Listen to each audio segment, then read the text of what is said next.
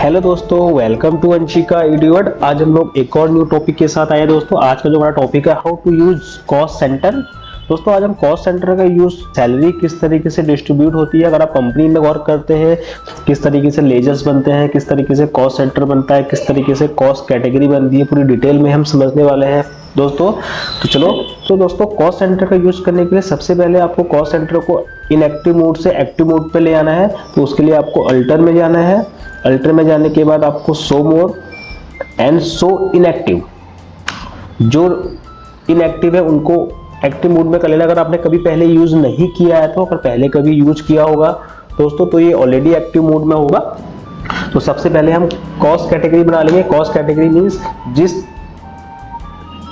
जो आपका एक्सपेंसेस है, मीन्स हमारा हम क्या दे रहे हैं,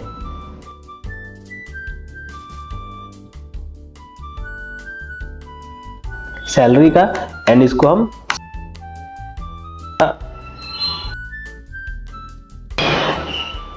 कॉस्ट कैटेगरी बन चुका है। अब दोस्तों हमको कॉस्ट के सेंटर बनाने हैं, यानी हम सैलरी किन किन एम्प्लॉय को देने वाले हैं।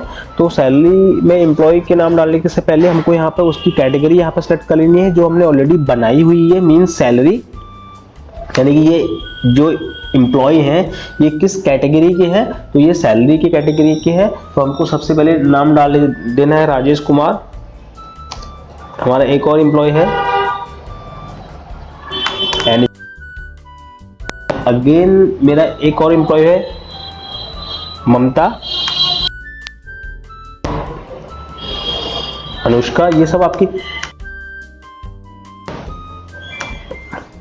आपकी सैलरी की कैटेगरी में आने वाले हैं। महेंद्रा।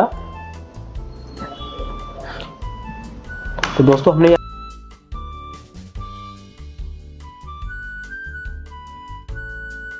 चलिए दोस्तों, अब हम देखेंगे जो हमने cost centre and cost category बनाया था कैसे हम उसको यूज करते हैं, किस वाउचर के थ्रू हम उसको यूज करने वाले हैं, एंड कैसे हम अपनी सैलरी को डिस्ट्रीब्यूट करने वाले हैं। तो उसके लिए हमको सैलरी हमारा एक पेमेंट का पार्ट होता है दोस्तों। तो पेमेंट वाउचर में चले जाना है क्योंकि हम पेमेंट करने वाले हैं, और जितनी भी सैलरी हम देंगे हम फिलहाल कैश में देने वाले हैं। तो हमने यहाँ पे अकाउंट में हमने कैश ले लिया, यानी हम कैश के थ्रू ही इनका पेमेंट करने वाले हैं।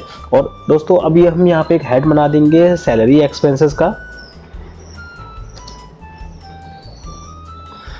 एंड सैलरी हमारा इनडायरेक्ट एक्सपेंसेस का पार्ट होता है।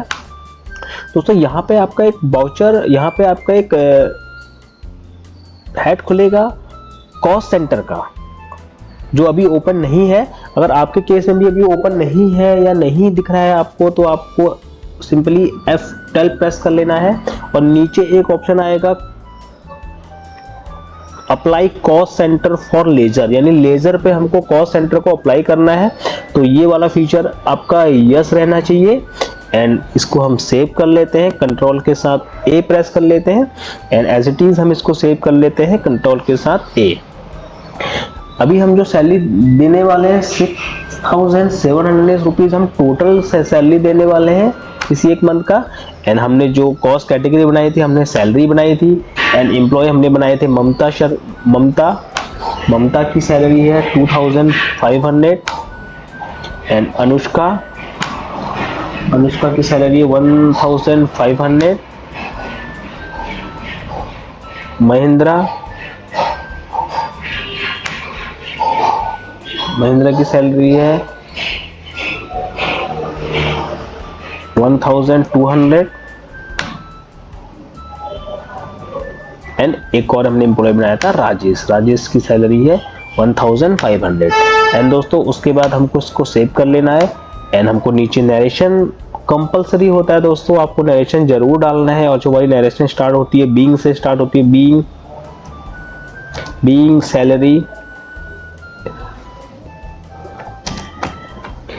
पेड फॉर दिस मंथ, यानी जिस भी मंथ का ये सैलरी होगा दोस्तों आपको यहाँ पे प्रॉपर तरीके से लिखना है being salary paid for this month. मैंने अभी दिस मंथ लिखा है, अगर सैलरी आपको पता है कि किस महीने का हम देने वाले हैं तो आप वहाँ पे लिख सकते हैं being salary paid month of October या मंथ ऑफ नवंबर दोस्तों। तो इस तरीके से आपको एंट्री को है। एक बार मैं डे बुक में जाके अपनी एंट्री को चेक कर लेता हूँ।